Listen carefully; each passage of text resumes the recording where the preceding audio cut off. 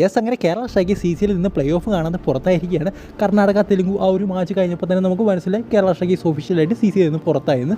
So ഞാൻ ഏറ്റവും കൂടുതൽ CCL കണ്ടൊരു ആഴ്ച ഇതായിരിക്കും. കാരണം കേരള സ്ട്രൈക്കേഴ്സിൻ്റെ ആ ഒരു പ്ലേ ഓഫ് സാധ്യതകൾ നിലനിർത്തണമെങ്കിൽ ഈ ഒരു ടീം ജയിക്കണം, ആ ഒരു ടീം ജയിക്കണം. അതുകൊണ്ട് തന്നെ മിക്കവാറുമുള്ള എല്ലാ CCL മാച്ചസും ഈ ആഴ്ചയിലെ അതായത് ഫ്രൈഡേ ടു സൺഡേ എല്ലാ മാച്ചസും കുത്തിയിരുന്ന് കണ്ട മാച്ചസ് എല്ലാം നമുക്കൊരു നെഗറ്റീവ് റിസൾട്ടാണ് വന്നത്. അതായത് ബംഗാൾ 2 കളി ജയിച്ചു, മുംബൈ ഹീറോസ് ആ ഒരു കളി ജയിച്ചു, തെലുഗു പിന്നെ ആ ഒരു കളി ജയിച്ചു. അതായത് കർണാടക അൺഡിഫീറ്റഡ് ആയിരുന്നു, അവർ വരെ ആ ഒരു കളി തോറ്റുപോയി. അതുപോലെ തന്നെ കേരള സ്ട്രൈക്കേഴ്സ് ചെന്നൈ റൈനേഴ്സ് അവസാന മാച്ച് കേരള സ്ട്രൈക്കേഴ്സ് തോറ്റു. പിന്നെ ആ ഒരു മാച്ചിന് പ്രത്യേകിച്ച് പ്രാധാന്യമൊന്നുമില്ല.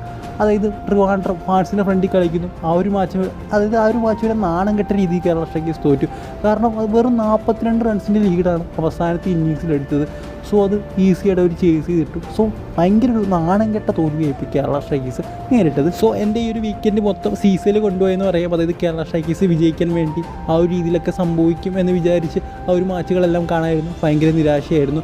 പക്ഷേ എടുത്തു പറയേണ്ട ഒരു കാര്യം എന്ന് പറയുന്നത് ബംഗാൾ ടൈഗേഴ്സിൻ്റെ മാച്ച് വളരെ നല്ല രസമായിരുന്നു കാണാൻ. കാരണം അവർ ഓരോ ഇന്നിങ്സിലും 100, 120 സംതിങ് റൺസൊക്കെ സ്കോർ ചെയ്യുന്നുണ്ടായിരുന്നു. ബിഗ് ഹിറ്റായിരുന്നു, കാണാൻ ഭയങ്കര രസമായിരുന്നു. പിന്നെ കുറച്ച് ടാലൻറ്റഡ് പ്ലേയേഴ്സിന് നമുക്ക് കാണാൻ സാധിച്ചു. അനീഷ് ഖുറാന എന്ന് പറയുന്നത് പഞ്ചാബ് ദർശൻ്റെ ഒരു പ്ലെയറുണ്ട്, ഭയങ്കര ടാലൻ്റ് ആയിട്ടുള്ളൊരു ബാറ്റ്സ്മാനാണ്.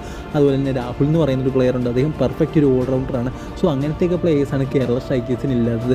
അതായത് നമ്മൾ വലിയ പ്രതീക്ഷ കൊടുത്ത പലരും ഈ ഒരു സീസണിൽ കളിച്ചിട്ടേ ഇല്ല. സോ കേരള സ്ട്രൈക്കേഴ്സ് CCL നിന്ന് പുറത്തായി. എന്തായാലും ഇതുമായിട്ട് ബന്ധപ്പെട്ട ചെന്നൈ റൈനേഴ്സ് മാച്ചൊക്കെ ആയിട്ട് ബന്ധപ്പെട്ട കൂടുതൽ വീഡിയോസ് അടുത്ത് തന്നെ ഉണ്ടാകും. എന്തായാലും എല്ലാവരും സബ്സ്ക്രൈബ് ചെയ്ത് വെക്കുക. സോ അടുത്ത വീഡിയോ കാണുന്നവരെ ഗുഡ് ബൈ.